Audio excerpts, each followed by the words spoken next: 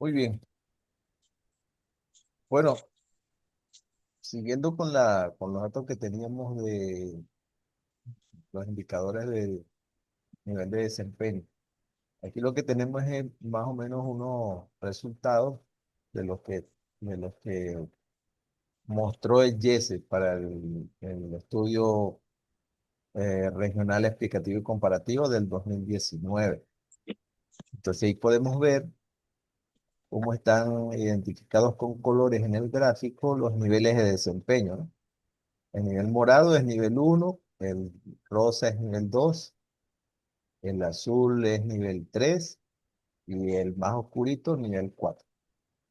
Entonces, aquí puede ver uno, por ejemplo, este es resultados de lectura, lectura en tercer grado.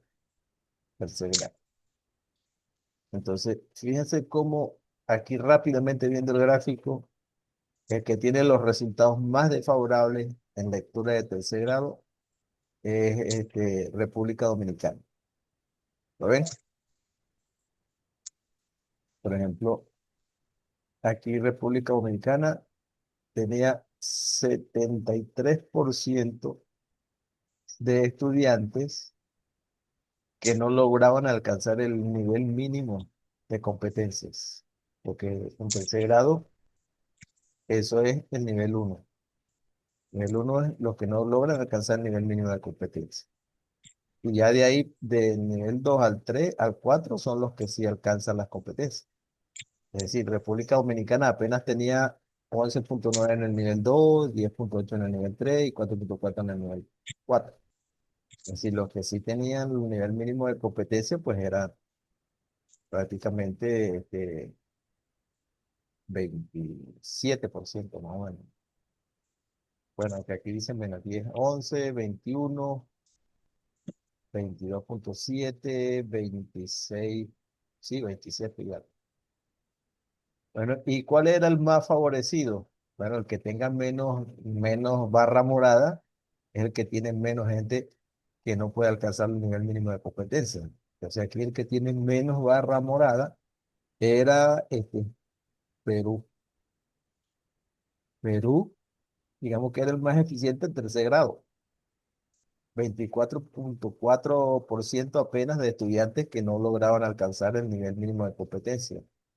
Todos los demás, más del 70%, sí lograban alcanzar los niveles mínimos de competencia en el nivel 2, 3 y 4 y con un alto porcentaje en el nivel 4, es decir, el nivel de excelencia. 30,8% en el nivel de excelencia. Y después de Perú, el otro que tiene ventajas es Costa Rica, precisamente. Costa Rica es uno de los países que más ha invertido en educación. Recuerde que Costa Rica eliminó su ejército, no tiene ejército, entonces el presupuesto que dedicaba a esa parte de las Fuerzas Armadas lo redirigía a una educación y por lo visto le ha resultado, ¿no?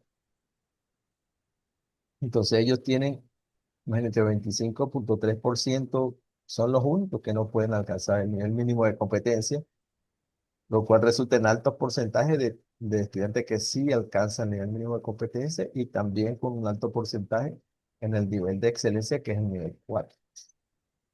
Después de ellos, fíjense, está Perú en primer lugar. Segundo lugar estaría Costa Rica. Y tercer lugar estaría Brasil. Fíjense que uno pensaría que Brasil tenía mejores indicadores que esos países. Y sin embargo está de tercer lugar, ¿eh? Con apenas un 27,6% que no logra alcanzar los niveles mínimos de competencia. Y si uno sigue viendo, después en cuarto lugar estaría por ahí, estaría Cuba. Cuba, con 30,3 que no logra alcanzar el nivel mínimo de competencia y así sucesivamente. Pero el que puntea definitivamente es Perú y en segundo lugar Costa Rica. Si vemos los de lectura de sexto grado, acuérdense que aquel era tercer grado. Fíjense cómo la cosa cambia, ¿no? Porque en sexto grado el nivel mínimo de competencias está referido a nivel uno perdón, nivel 3 en adelante, nivel 3 y 4. En sexto grado, el estudiante logra alcanzar el nivel mínimo de competencia si llega por lo menos al nivel 3. Por lo tanto, si el estudiante está en el nivel 1 o 2, no logra alcanzar sus niveles mínimos de competencia. Y fíjense cómo aquí, nuevamente, los mejores son, en primer lugar, Costa Rica, sexto grado, porque Costa Rica tiene los menores porcentajes de estudiantes que no logran alcanzar el nivel mínimo de competencia. En este caso, 7,2 más 38, lo cual nos da este, 45, 46 exacto. 46% de los alumnos de sexto grado no alcanza el nivel mínimo de competencia. Eso quiere decir que un 54% más o menos sí alcanza los niveles mínimos de competencia, es decir, por encima del 50%. Y con un alto porcentaje de estudiantes en el nivel 4, que es el nivel de excelencia, 30%. Eso es Costa Rica, Costa Rica, primer lugar. Y en segundo lugar está Perú, nuevamente Perú. Fíjense, Perú aquí tiene, bueno, que no logran alcanzar el nivel mínimo, ya sobrepasa el 50%, 51% exactamente. Está por debajo de Costa Rica. Costa Rica no llega al 50%, apenas 40 y algo por ciento. Perú sí tiene más al 51% que no alcanza el nivel mínimo de competencia y un 49% que no lo alcanza, pero también tiene un alto porcentaje de estudiantes en el nivel de excelencia, 30%, casi igual que Costa Rica, ¿no? Y si uno ve quién está en tercer lugar, bueno, bien, que está en tercer lugar viene siendo Cuba, Cuba, está Cuba. Y en cuarto lugar estaría Uruguay, pero definitivamente los que puntean son Costa Rica y Perú. Eso es sector. Así se leen estos indicadores. Vamos a seguir, vamos a avanzar un poco más, a especificar un poquito más en indicadores que pudiéramos nosotros utilizar en el sistema educativo, ¿no? Entonces ya sabemos que los indicadores pues son datos cuantitativos, son medidas estadísticas que permiten mostrar cambios que se producen en alguna determinada característica o variable y que consideran el tiempo y el espacio o cobertura geográfica. Entonces, desde ese punto de vista tenemos dos formas de indicadores, básicamente. Tenemos indicadores que se consideran números, índices, y otros indicadores que son los denominados tasas, razones, porcentajes y proporciones. Entonces, básicamente vamos a examinar qué es un número índice y luego pasamos a él.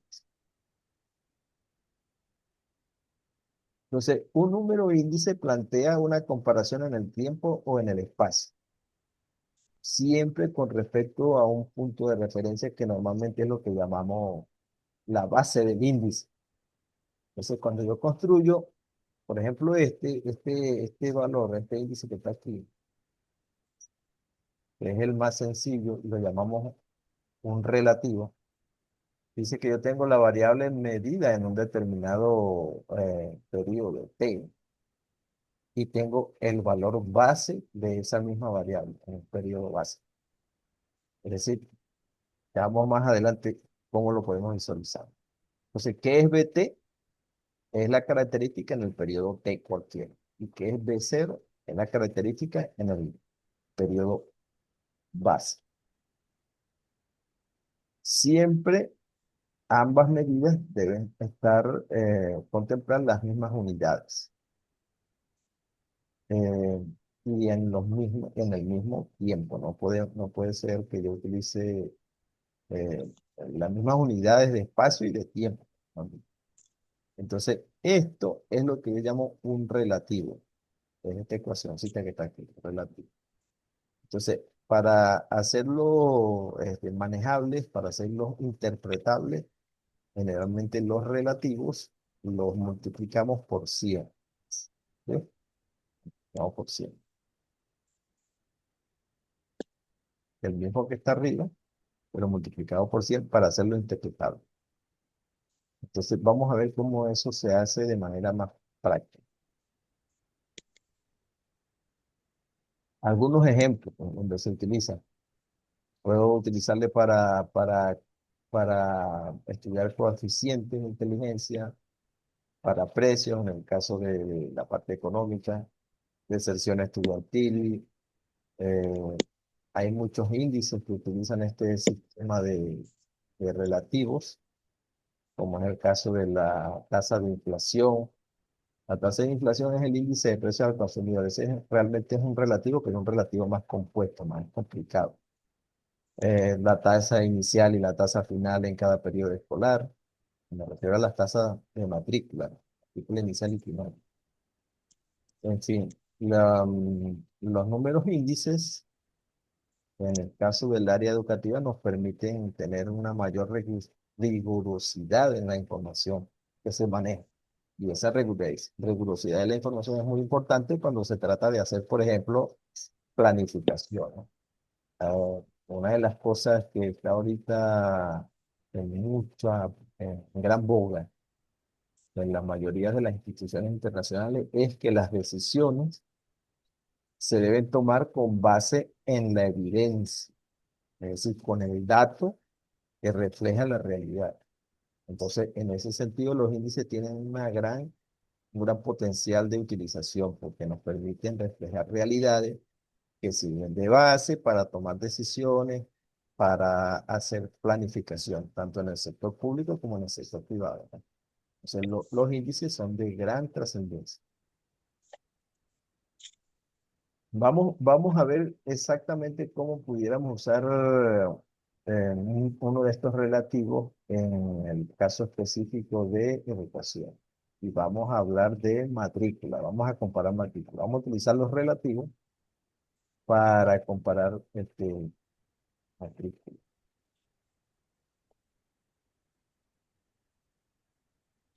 Ok. Entonces, recordemos que esta es la ecuacióncita, ¿no? Tengo un periodo que llamamos base y tengo un periodo actual. Hago la división, multiplico por 100 y tengo el indicador. Entonces, vamos, por ejemplo, a usar estos datos de matrícula. Matrícula desde el año 91 hasta el año 2000. Este eran unos datos de matrícula de educación superior. Entonces, vamos a obtener el índice de matrícula porcentual y el índice de variación porcentual de esa matrícula con respecto a un determinado año. ¿Ok? Entonces, fíjense, yo quiero calcular el relativo o el índice de matrícula del año 1992. Lo tengo, ¿no? 1992. ¿Qué es lo que voy a hacer? Utilizo la matrícula de ese año 92 y también voy a utilizar la matrícula del año 1991. Eso quiere decir que el periodo base es el 91. Voy a usar como periodo base. Siempre el índice en el periodo base va a valer 100%. ¿Ok? Entonces, en el periodo base, el índice es 100. Cualquier comparación que yo haga en adelante, si hubo un incremento de la variable, el índice va a estar por encima de 100%. Y si hubo una disminución en la variable, entonces el índice va a estar por debajo del 100%. En este caso, cuando calculamos el índice en el año 92 y tomamos como año base el 91, pues simplemente hacemos la división.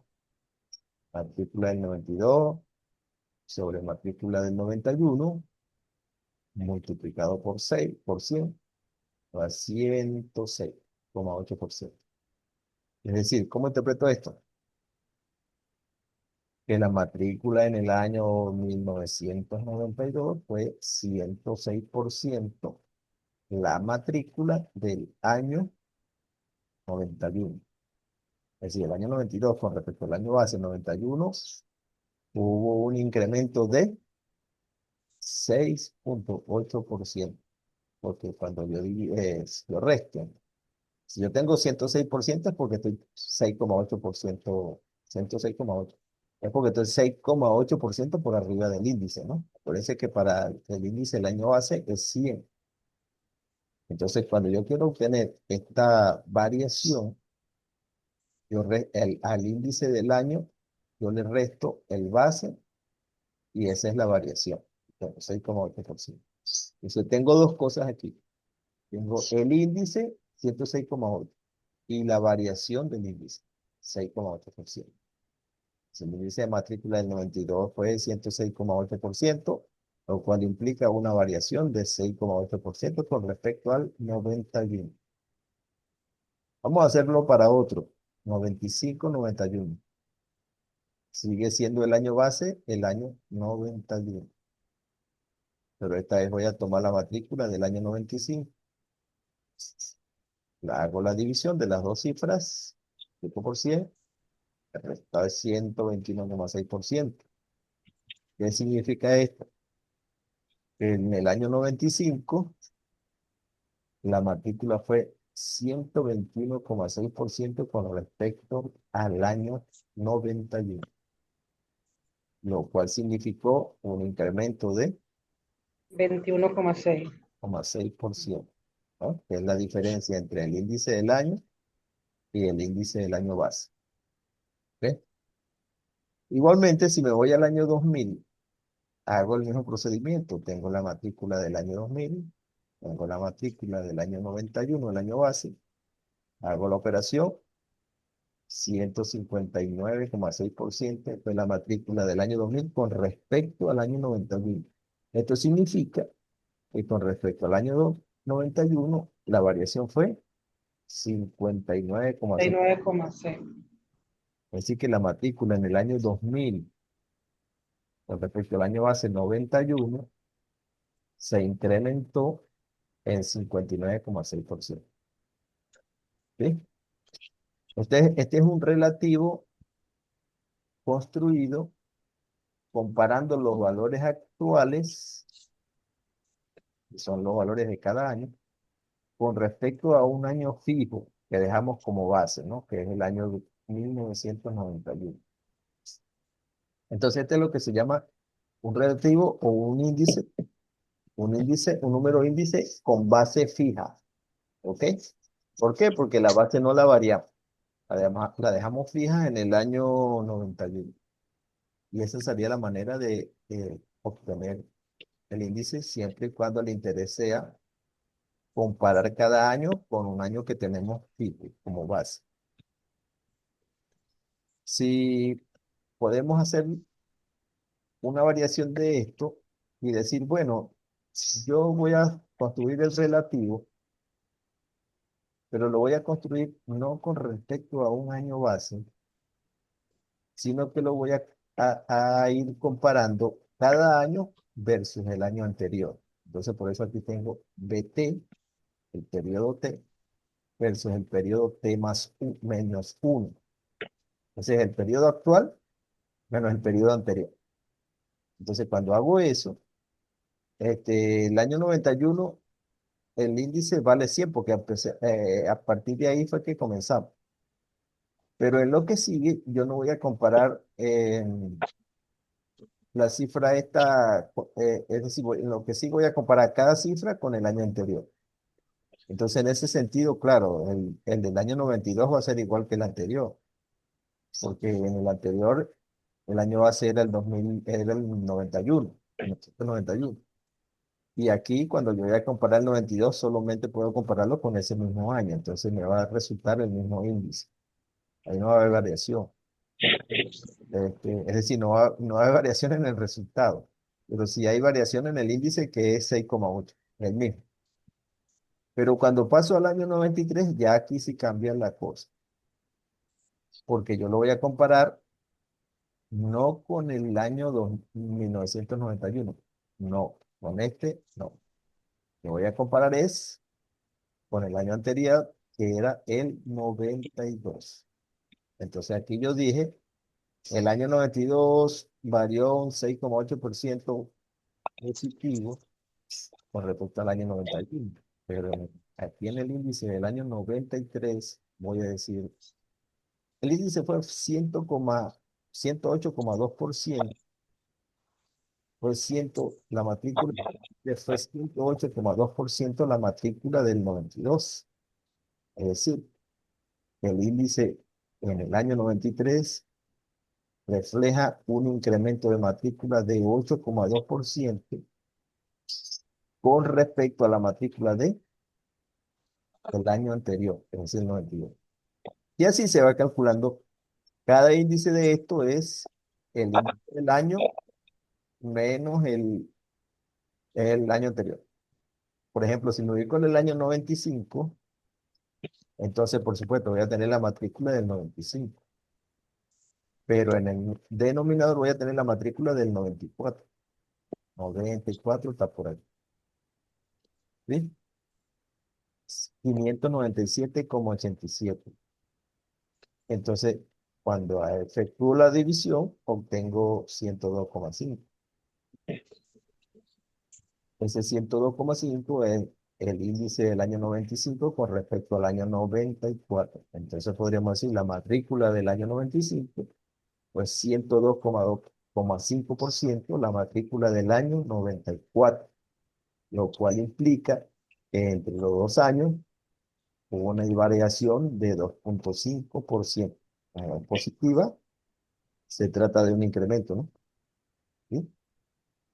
Entonces que este valor de la variación yo no saco, ya no se obtiene restando el índice con respecto a la base. A ver, si una variación de 2,5%. 2,5%. Acá.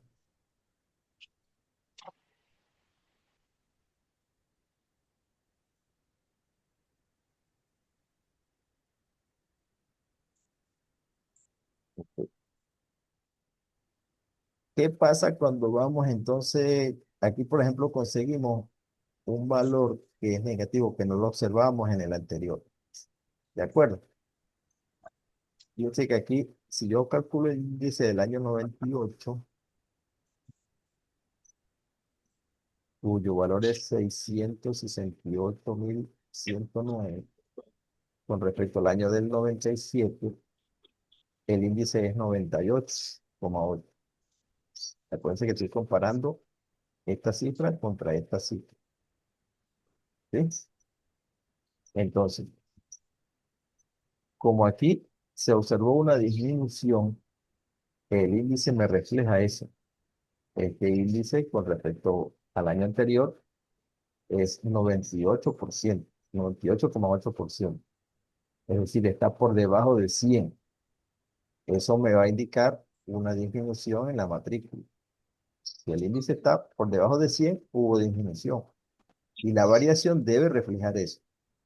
Siempre que se produzca una disminución, la variación debe ser negativa. Si tengo un índice por debajo de 100, la variación tiene que ser obligatoriamente negativa. ¿Ok? Negativa. Si, fíjense que aquí fueron dos casos, ¿no? Año 96 y año 99.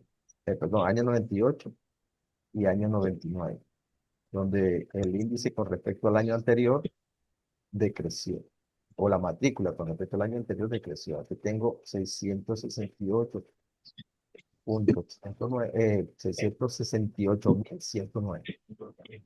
Cuando lo comparé con esta, 676,515, por supuesto, me va a dar por debajo de 100. Y esta cifra, entre esta, multipliqué por 100, el resultado igual en el 99. Cuando lo comparo con el 98 es una cifra más pequeña, 650. Hago la división con respecto a la cifra del 98 y el resultado es también un número inferior a 100. Dice que no es negativo, sino que es inferior a 100. Y por supuesto, eso implica una variación negativa. Si el índice está por debajo de 100, la variación es negativa. Si el índice está por encima de 100, recupera su condición de variación positiva y me dice qué magnitud, 22,4%. Entonces, la matrícula de el año 98 con respecto al año 97 disminuyó un 1,2%. La matrícula del año 99 con respecto al año 98 disminuyó 1,7%. Y la matrícula del año 2000 con respecto al año 99 se incrementó 22,4%. Entonces, tengo dos versiones para el relativo. Cuando se deja, cuando se deja la base fija en un determinado año, no necesariamente tiene que ser el primer año, puede ser cualquier otro año que interesa. Normalmente, el año que se deja como base, cuando se trata de base fija, normalmente el año que se utiliza para, como base es el año más estándar. Es decir, el año donde las condiciones fueron las más óptimas, o sea, es decir, como regularmente debería comportarse. El año que tenga las mejores condiciones de todas las variables que intervienen, que todo esté, digamos, normalizado, no hay agitación política, no hay agitación económica, no hay problemas, desórdenes sociales, ¿verdad? Donde es el año más, digamos, más normal. Esa cifra es la que generalmente debe tomarse como base. Bien, y eso cuando es base fija, pero cuando es esa base variable, como en este caso, pues no importa, porque es año a año. Y se da la variación año a año. Ok,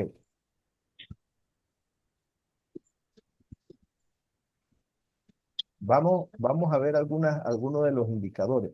Aquellos eran los relativos, ¿no? Lo que llamamos números índices.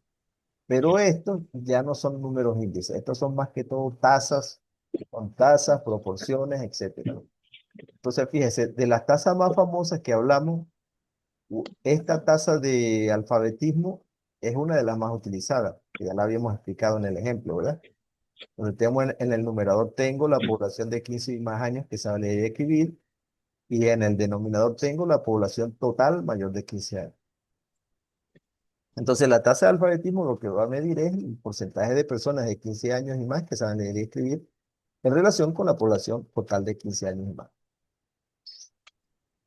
Y como sabemos es complementaria con la tasa de analfabetismo. Por lo tanto, si yo tengo la tasa de analfabetismo, puedo calcular la tasa de alfabetismo. Y si tengo la tasa de alfabetismo, puedo calcular la tasa de analfabetismo. Así como está esta relación aquí.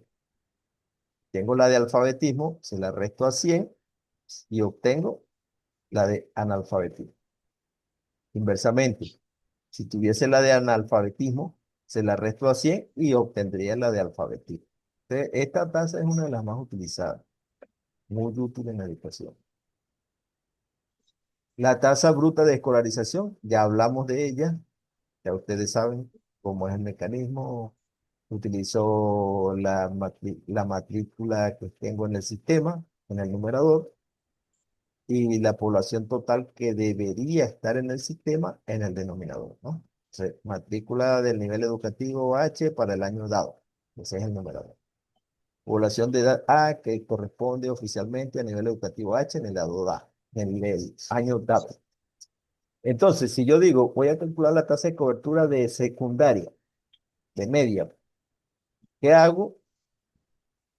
Voy y busco los datos de la matrícula total de media, ¿ok? Toda la matrícula que hay en media en el año que sea. Si va a ser el año 2025-26, tendría que buscar la matrícula que hay en educación media desde primer año hasta quinto año o sexto año en un municipio. Vamos a suponer que es municipal, porque hay que dar el espacio geográfico. A la cobertura escolar en media en el municipio Libertad. Ok. Entonces yo debo buscar la matrícula total que hay en educación media en el municipio de Libertador en el año 2025-26. Listo, tengo ese dato. Por otro lado, yo debería buscar la población total, ¿verdad? Que está en edad para estar en la educación media. Es decir, todos los adolescentes que deben estar en educación media, cuál es esa población? Bueno, los que tienen 13 años, 14 años, 15 años, 16 años, hasta 17 años. Vamos a colocarlo de primer año a quinto año. Entonces aquí yo tendría la estimación de la población que tiene de 13 a 17 años. Este es un dato que debería tenerlo del organismo que hace las estadísticas, el INE en este caso, ¿no? De ahí yo debería tomar este dato. Y este dato, bueno, del sistema educativo. El ministerio me debe indicar, bueno, en el municipio Libertador, cuál es la matrícula en el nivel de educación media. Y una vez que tengo esos datos, divido, multiplico por 100, ya tengo mi tasa de escolarización de educación media, año 2025, municipio Libertador. ¿Ok? Entonces, nos habla de efectivamente las personas, ¿verdad? Los individuos están escolarizados o incluidos en el sistema para ese nivel de educación media, en este caso del ENES. Em, Como les decía antes, también puede estar, además de obtenerse por nivel, también se puede obtener por año o grado. Y entonces tengo una tasa específica de escolaridad por año o por grado. Otro indicador muy importante, tasa aparente de admisión. Eh, ¿Cómo se calcula esta? Esta se obtiene de la siguiente manera. Yo tengo la matrícula de alumnos que ingresan al primer grado en un año dado. Y la otro dato que necesito es la población que tiene la edad para estar en primer grado, es decir, los que tienen 6 años o 7 años. Yo no sé si eso ha cambiado. Creo que ahora inicial va hasta 6 años y primer grado empieza en 7 años. Bueno, la tasa aparente de admisión mide la cobertura del sistema para los niños en edad escolar que acceden a primer grado. Es decir, también se le dice tasa de acceso a la enseñanza primaria. Esto realmente es la tasa específica de escolaridad de primer grado, pero se le llama tasa aparente de admisión porque me están midiendo cómo se están incorporando a la educación primaria los alumnos que deberían incorporarse a la educación primaria. Entonces yo voy a tener como numerador toda la matrícula de educación de primer grado, en el lugar donde se vaya a hacer el estudio, ¿no? Puede ser, como les dije, una parroquia, un municipio, un estado, o puede ser una escuela que atiende a una determinada comunidad. Entonces tendría aquí la matrícula de primer grado. Supongamos que el ejemplo que hablábamos de tres urbanizaciones, 5 urbanizaciones, la escuela atiende 5 urbanizaciones. Bueno, yo aquí tendría la matrícula de primer grado en esa escuela, la matrícula que se inscribió en ese año en esa escuela en primer grado, y aquí debería tener la población que tiene edad para estar en primer grado en esas 5 urbanizaciones. Y eso me va a dar a mí la tasa aparente de admisión para esa comunidad en esa escuela. Entonces, tasa aparente de admisión, me mide porcentaje de alumnos que están entrando a la educación primaria. Y es muy importante porque me va a decir, me va a reflejar la dinámica educativa en esa área geográfica, ¿no? Me va a indicar si qué porcentaje de la población que debería estar entrando al sistema efectivamente está entrando. Entonces, debería ser, bueno, muy cercano al 100%. No debería haber una tasa aparente de admisión que esté muy por debajo del 100%. Bien, estos indicadores, así como están, yo les voy a colocar una guía donde están estos indicadores definidos con su ecuación, así como esta, la ecuación, Y donde están los datos que se requieren, que es lo que está específico aquí, los datos que se requieren para obtenerlo. Y bueno, si se trata de una tasa o si se trata de una proporción, de un porcentaje. Y una breve explicación, así como está acá, de qué mide el indicador y cómo más o menos podría interpretarse. ¿Ok? De todos modos, ustedes van a estar libres de buscar en cualquier otra fuente de información. Entonces, el trabajo que a ustedes les corresponde para hacerlo en grupo, para la evaluación de la cuarta asesoría, sería precisamente hacer un trabajo sobre indicadores, así como este, como lo que hemos estado revisando, pero fundamentalmente dedicados al área educativa. Y, y esos indicadores, ustedes los van a documentar y los van a plasmar con datos en un informe. Si ustedes van a recoger para el indicador que se les asigne por grupo, van a recoger, van a buscar los datos, lo que necesite para numerador, denominador, calculan el indicador por el tiempo que se haya establecido, tantos años o tantos semestres o lo que sea, y lo interpretan y después me hacen un modelaje y lo modelan con serie de tiempo también. Entonces, ¿para qué? Para tener pronósticos de ese indicador. ¿Ok? Ese va a ser fundamentalmente el trabajo y yo se lo voy a colocar en la plataforma. Bueno, mire, aquí se acabó el tiempo, así que esta charla de hoy termina aquí. Lo complementario yo se lo coloco en el Classroom con su guía y la asignación del trabajo que tienen que hacer, ¿de acuerdo? Sí, profe, especifica un poquito más por el Classroom